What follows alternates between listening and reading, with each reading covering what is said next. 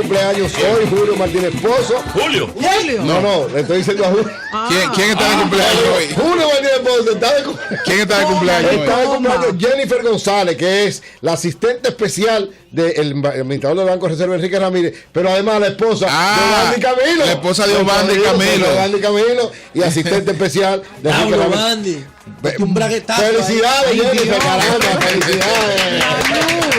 Pero es verdad, Obandi es el esposo del asistente del administrador de la corrección. En un país como República Dominicana es un braguetazo. No, Alemania eso no es nada. Pero cuando yo aquí, cuando yo estaba junto, cuando ellos se casaron, no. Estaba ahí. Pero cuando estemos juntos me la presentan. Ay, Dios mío. Que me la presenten cuando estemos juntos. ¿Pero a quién?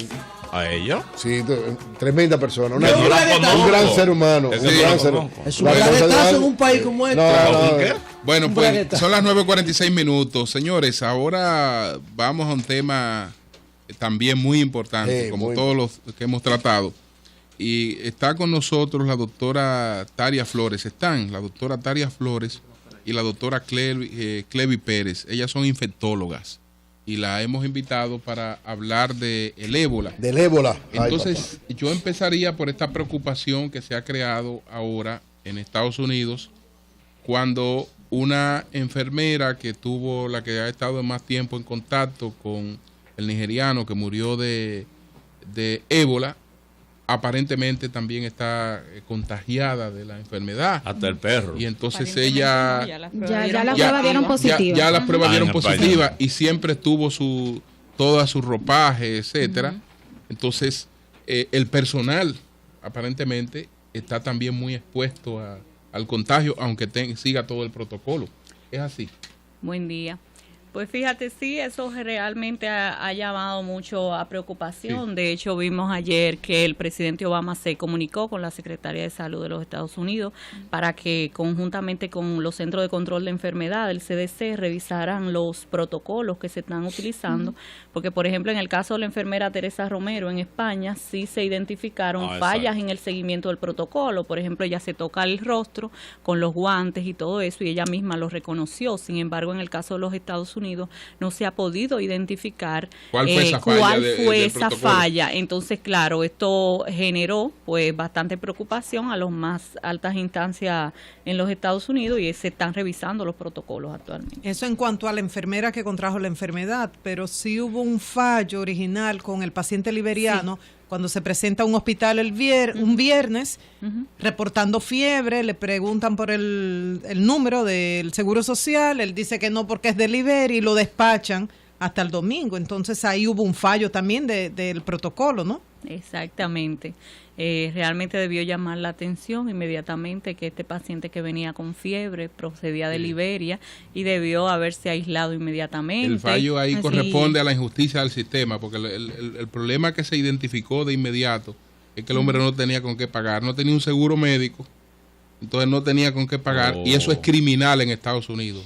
Absolutamente criminal. Atención médica solamente para el que la pueda pagar. La mejor del mundo, pero para el que la pueda pagar. Que por eso fue lo del Obamacare, para introducir a 40 millones de gente que estaban prácticamente desahuciadas en cuanto a la posibilidad de recibir atenciones médicas. Ustedes se han ido lejos, pero vámonos aquí a Santiago. Si aquí, ¿qué creen ustedes de estos estudiantes de África? De Guinea Ecuatorial que están en Elisa y que realmente han viajado a esos lugares? Guinea Ecuatorial es un sitio y Guinea Conakry es otro. Exactamente, sí, claro. Hay que ver los límites de donde se está produciendo la epidemia. Según el mapa vemos que está rodeado.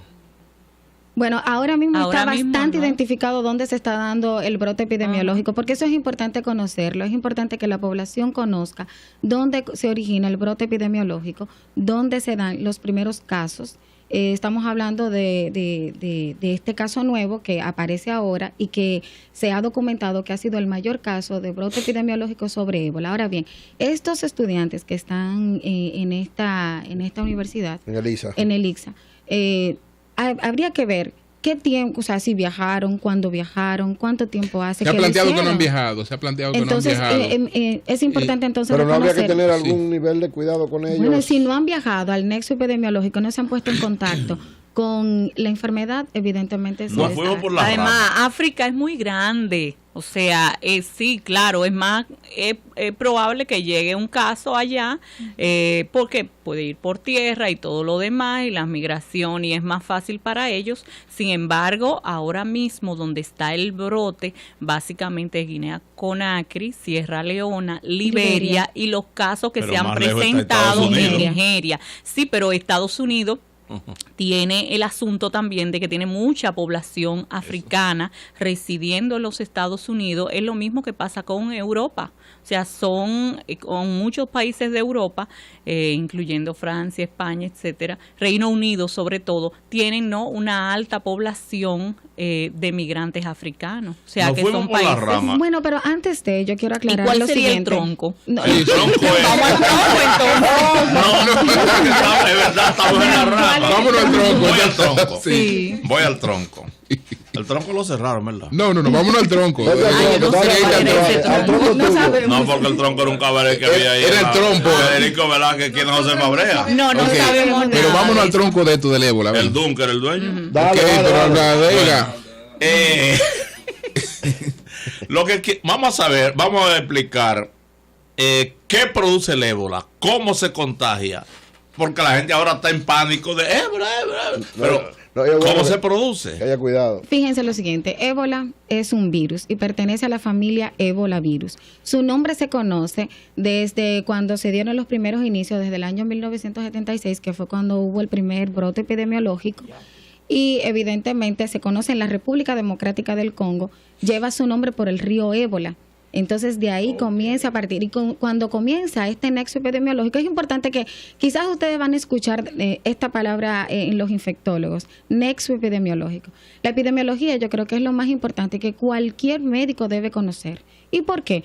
Bueno, nosotros somos un país tropical que tenemos enfermedades que son propias del trópico. Lo mismo pasa en África, que hay enfermedades que son propias del África y que evidentemente en un mundo tan globalizado Pueden llegar. ya pueden llegar. O sea, los virus, las bacterias, los hongos atraviesan fronteras. La van a atravesar, entonces no debemos estar Pero ajenos. ¿cómo se No debemos estar infecta? ¿Cómo ajenos. se infecta de manera primaria? Y entonces, ¿cómo podría llegar a nosotros? Los inicios comienzan desde, o sea, los primates y los O murciélagos. sea, vienen Eso es murciélagos y monos. Exactamente. Entonces, una vez expuesto el ser humano, entonces, podría contagiarlo. Y se podría contagiar a través de diversas formas. Sobre todo de persona a persona. Es un contacto directo con fluidos, con secreciones, con sudor, con saliva, O sea, saliva, sangre, sangre, sudores, sudor. O sea, todo lo que tenga que ver con Semen. líquidos y fluidos. semen. Exacto. Y una cosa, por ejemplo, en el caso de España, que está la enfermera que contrajo la enfermedad, que cuidó al paciente, bueno, al perro lo sacrificaron y hay médicos que están aislados, pero se habla de la ambulancia que no fue desinfectada de inmediato. El médico que dice, cuando pedí equipo de seguridad no había de mi talla, sino las mangas me quedaban cortas. Entonces, hay uno de los ministros de las autoridades que dice hoy o ayer, no queremos que la marca país se afecte. Uno se pregunta, ¿ya ese virus, eso se logró controlar o está todavía presente en ese hospital, como ocurre también en el hospital de Dallas, Texas? Bueno, hay que decir algo. La transmisión, como muy bien decía Talía, puede ser un contacto primario o secundario. El contacto primario son aquellos que están en zonas endémicas. En estos casos han sido contactos secundarios porque una zona no endémica donde estos pacientes fueron los dos religiosos que se transportaron. La enfermera participa en el cuidado de uno de los religiosos. Entonces ahí tiene un contagio secundario aparentemente por no haber seguido el protocolo.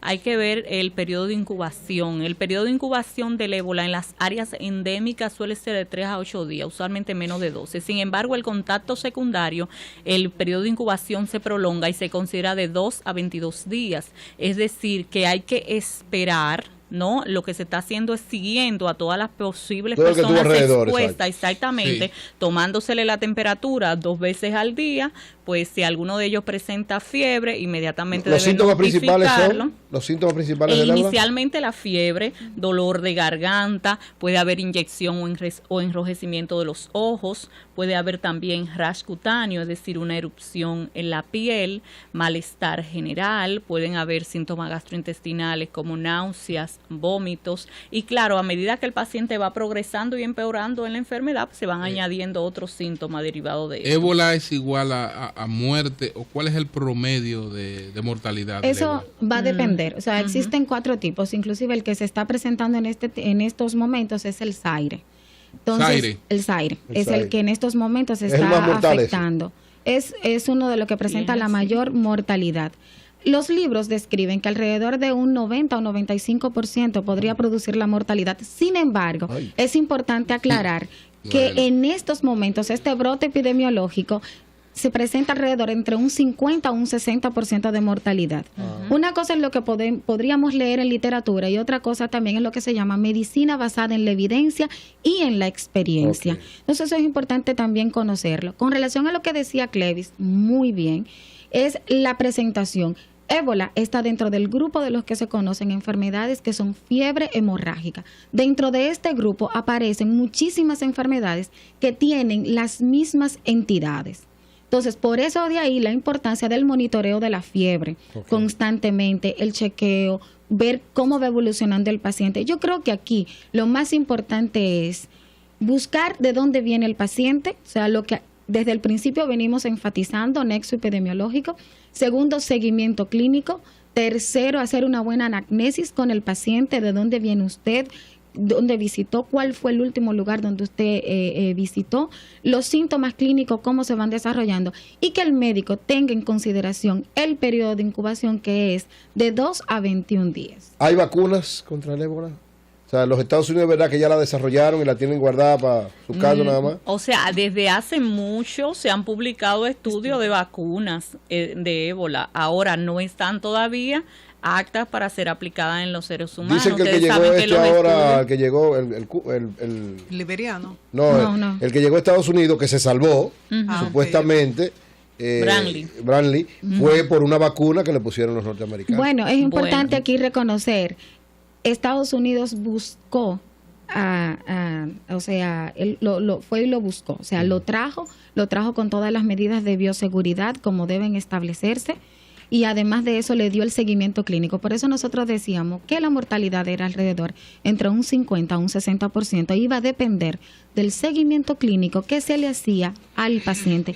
Yo creo que lo más importante y el cuidado de sostén. Porque realmente no es lo mismo tratar a un paciente en el Emory que tratar a un paciente entonces en una aldea donde no hay un hospital y donde no hay nada. Claro, en estos lugares la mortalidad va a ser muchísimo más alta. Posibilidades reales de que entre el ébola al país y posibilidades de que una vez detectado un caso se pueda controlar y no haya contagio. Bueno, las posibilidades reales es un poquito difícil de decirla, pero entendemos que no estamos blindados, ¿verdad? Estamos como parte del mundo, todo puede pasar. Ahora bien, era lo que decíamos anteriormente, realmente con los países donde está actualmente el brote, claro, ese brote podría extenderse y la cosa cambiar, pero donde está actualmente el brote, pues no son países con los cuales nosotros tengamos mucho contacto, pero no estamos blindados, o sea que sí podría ocurrir. ¿Y las posibilidades de contagio es solo cuando el paciente presenta los síntomas? Sí, generalmente ya la suficiente cantidad de virus para estar presente en todas esas secreciones y ser transmisible cuando ya el individuo empieza a presentar los síntomas. Como Sociedad Dominicana de Infectología hay un tema importante, Julio. A propósito, yo sé que ustedes no van a hablar... Permíteme decir para que vamos a permitir algunas preguntas, por eso vamos a colocar los teléfonos para preguntas muy puntuales. Entonces sí, yo sé que ustedes no se van a referir, ya lo hablamos previamente, al informe sobre Robert Reed, pero hay un tema general que como expertas en infectología sí es importante la opinión de ustedes. Se dijo que algunos de los pacientes que murieron en el fin de semana, de los 11 niños, se infectaron con una bacteria del hospital, pero dice la Sociedad Dominicana de Pediatría que eso es normal y que eso se da tanto en centros privados como públicos. ¿La opinión de ustedes? Fíjate, dice un libro que a mí me gusta mucho que no hay nada tan paradójico como entrar por una cosa al hospital y entonces después salir infectado con otra cosa que no fue lo que el paciente llegó inicialmente. Es decir, un individuo llega a un centro, claro, para solucionar un problema de salud, no para que se le cree otro. Realmente las infecciones nosocomiales, no estamos inventando el agua tibia, han existido siempre, existen en todos los lugares, sin embargo hay lo que se llama tasas aceptables. Es decir, para cada infección nosocomial, sea la neumonía nosocomial, sea decir, la neumonía adquirida en el hospital, ya sea una infección de vía urinaria, etcétera, hay tasas que se consideran aceptables. ¿Y las nuestras? Las nuestras obviamente no son aceptables porque en nuestro país no se sigue frecuentemente las medidas. ¿Por qué? No simplemente por la falta... Ni en privado. Bueno, eso habría que verlo. No podemos hablar de todos los centros porque no conocemos todos los centros. Sin embargo, tenemos hospitales y centros donde frecuentemente el médico va a lavarse las manos y no hay agua corriente. Entonces, ¿cómo podemos permitir que esas cosas sucedan? Eso debe empezar, ¿no?, a cambiar. O sea, una de las cosas, por ejemplo, esenciales para prevenir las infecciones cruzadas, las infecciones nosocomiales, es el lavado de manos. Y aquí hay muchísimos lugares donde no hay jabón y agua corriente para lavarse las manos. O hay agua en un horario, pero a otro horario no hay agua. Entonces, como tú, por ejemplo, a los médicos internos, a los residentes, a las enfermeras, etcétera, le exige que tiene que ser riguroso en el lavado de manos cuando no hay agua. Entonces, es un poquito, y a veces no tenemos, por ejemplo, alcohol gel, que también deberían estar. Todo el que ha ido a hospitales donde las cosas se hacen como tiene que hacerse y comparamos con los hospitales nuestros, vemos que aquí ni siquiera tenemos en la mayoría de los centros dispensadores de alcohol gel. Sí. A eso lo que debemos agregar es lo que se llama control de bioseguridad. El control de bioseguridad debe estar establecido como normas y protocolos en todos los establecimientos donde se ofrezca salud a la población en general. Debe existir una política real de prevención de infecciones nosocomiales. Vamos a tomar por lo menos 3 preguntas. Buenos días, adelante. Sí, muy buenos días. Sí. Justamente le quería preguntar a la doctora si ellos conocen si el Estado Dominicano tiene realmente un plan contra las infecciones, porque por ejemplo tenemos muchas informaciones del hospital de la mujer y en la maternidad que queda en la Bolívar, múltiples casos de infecciones, incluso yo tengo un caso personal de una amiga que incluso murió a causa de una infección. Ok. Está preguntando por un plan con relación a las infecciones, ¿no? Bueno, de hecho sí hay, y de hecho en los hospitales funcionan comités. No conozco el caso particular de ese hospital, pero en los hospitales generalmente funcionan comités para la prevención de infecciones. No te puedo dar algo concreto sobre ese lugar porque realmente no conozco la situación. Ahora bien, la gripe funciona. Sí. Funciona dependiendo del año. Generalmente machea alrededor de un 70%. Es decir, eso se hace un estudio de cepas, de las cepas circulantes. Usualmente se toman 3 cepas. Ahora hay una que es cuadri, que toma 2 cepas B de influenza B 2A, pero generalmente son 2 cepas influenza A, una cepa de influenza. 2 preguntas más vamos a tomar aquí. B. Bueno, existe lo que se llama el programa ampliado de inmunización, que se llama el PAI, que es quien tiene la responsabilidad de diligenciar. Ellos pueden venir aquí y ponernos vacunas nosotros para que no nos gripe. No sé, yo creo que ustedes deberían ir allá porque eso es muy cómodo. Buenos días. Bueno, usted nos preguntó si existía. Usted nos preguntó si existía un lugar, entonces vamos a tomar 2 preguntas más, por favor. Sí, en el país. Buenos días, adelante. Buenos días. Sí. Don Julio, yo quiero saber cuáles precauciones están tomando para la próxima fiesta navideña, que van a asistir muchos visitantes nacionales y extranjeros. ¿Cuáles son las precauciones que están tomando? Bueno. Buenos días, adelante. Buenos días. Yo quería saber, si bien es cierto, ya dicen que no estamos exentos porque estamos en el mundo y somos un país del mundo, ¿de qué manera estarían preparándonos en caso de que exista algún caso de ébola en Santo Domingo? Ok, y tomamos esta. Buenos días. Buenos días. Sí, buen día. Sí, ¿de dónde nos habla usted? Mi hermano de salud, estoy llamando de para atrás. Bueno, pues gracias. Vamos a responder estas preguntas y ahí finalizamos. Bueno, existen lo que se llaman protocolos que deben estar establecidos como normas rigurosas, no solo de República Dominicana. La OMS, con su brazo en Latinoamérica, que es la Organización Panamericana de la Salud, tiene sus directrices y elabora los protocolos diseñados para ser establecidos en los diferentes países. República Dominicana no está exento de eso, evidentemente pertenecemos también a lo que se llama la Organización Panamericana de la Salud. Y este modelo de protocolo pues se extiende con los diferentes organismos que existen en los diferentes países. Entiéndase, en este caso de ébola deben intervenir varios actores. El Ministerio de Salud Pública, que debe ser quien debe llevar, o sea, en este caso, pues la voz cantante, evidentemente tiene que entrar aeroportuaria, tiene además que entrar turismo y evidentemente los médicos que van a actuar. También quienes deben estar preparados para enfrentar ébola. Bueno, ¿quién va a dirigir la ambulancia? ¿Quién va a recoger la ropa que se prepare para esa persona? Y posteriormente los desechos también, cómo se irán a manipular. O sea, es una orquesta donde todos tienen un rol principal. Y este rol principal no es de que vamos a decir, por poner un ejemplo, Julio tiene una parte, María Elena tiene otra, Clevi tiene otra, o sea, todos los que estamos aquí, de alguna u otra manera, tenemos un rol principal, incluyendo a la población general. Y voy a decir esto, y es importante señalarlo. Si usted sabe, por ejemplo, que en Liberia hay un brote epidemiológico de ébola, ¿a qué usted va a ir para allá? Díselo Omega. No. Pero no. Bueno, pero es simplemente, o sea, nosotros estamos aquí para llevar educación a la población. ¿Cuál es la diferencia entre la especialidad de ustedes, que son infectólogas, y los epidemiólogos? ¿Cuál es la diferencia? ¿Cuál es la frontera entre la infectología es una especialidad clínica. O sea, para tú ser infectólogo, primero tú tienes que ser especialista en medicina interna, que es lo mismo que el pediatra para el niño, es el internista para el adulto, o sea, el médico clínico del adulto, o ser pediatra. Entonces después tú haces una subespecialidad en enfermedades infecciosas, que básicamente se trata del diagnóstico, prevención, tratamiento de enfermedades producidas por bacterias, por virus, por hongos, por parásitos, etcétera.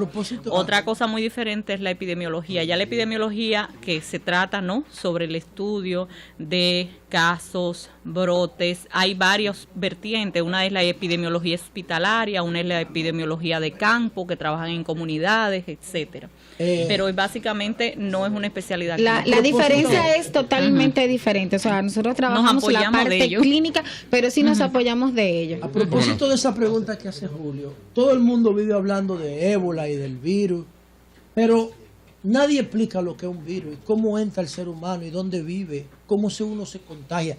¿Qué es lo que es un virus? ¿Es verdad que los virus no están considerados como si fueran organismos vivos? Mira, tú sabes que el virus se considera vivo si está dentro de su célula hospedadora. Es decir, si está afuera no, porque no tiene los mecanismos. Básicamente un virus es material genético que no es ambos, como todas las células, por ejemplo, eucariotas y procariotas, que tienen ADN y tienen RNA. En el caso de los virus son o ADN por un lado o virus RNA por otro lado, que usualmente puede o no estar envuelto en una cápside, tener unas proteínas de envoltura, etcétera. Pero básicamente las procariotas son las que tienen membrana, las procariotas. Las células se dividen en eucariotas y procariotas. Las eucariotas tienen el núcleo ubicado dentro de una membrana nuclear, es decir, tienen el material genético ubicado dentro de una membrana nuclear, mientras que, por ejemplo, las bacterias son procariotas, tienen el material genético disperso. ¿Y eso tiene el aire así? Espérate, pero deja concluir.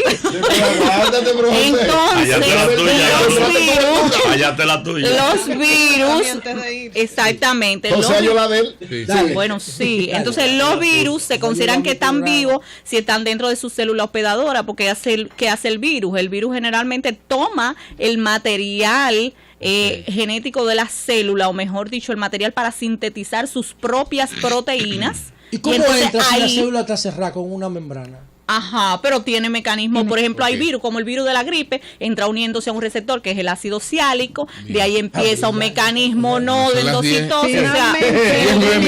José Ferreira, a través de las redes, pregunta, si el VIH y el ébola se transmiten por fluidos, ¿por qué con el VIH se puede hasta besar a un infectado y con el ébola no? Pero que son dos virus diferentes. Generalmente en el VIH, ¿qué es lo más importante para la transmisión? La carga viral. Es decir, los individuos que tienen más carga viral son los más transmisibles. Sin embargo, no alcanza concentraciones virales apreciables en la mayoría de los fluidos, como las lágrimas, la saliva, etcétera, para transmitir. En el ébola sí. O sea, que son mecanismos diferentes y virus diferentes. Bueno, señores, muchas gracias. Muchas gracias, sí, brillante. A la doctora Talía Flores, que es la presidenta de la Sociedad Dominicana de Infectología, que no lo dijimos al principio. La presidenta de la Sociedad Dominicana de Infectología, y la doctora Clevi Pérez, infectóloga. Gracias por darnos la oportunidad de esta conversación tan importante para nuestra audiencia y para nosotros. Muy buena. Así es. Bueno, señores, aquí está Deli Erasme. Mira lo que tiene, mira lo que trae. Aquí está Deli Erasme, que a veces la gente dice que localieses le fallan, pero en esta localieses no le fallaron. Bueno, aquí está íntegro. Deli Erasme anunció este acuerdo desde hace tiempo, incluso lo desmintieron varias veces cuando anunció el acuerdo. Sí, eso era, lo desmintieron. Él te va a explicar todo ahora. ¡Cami fuera!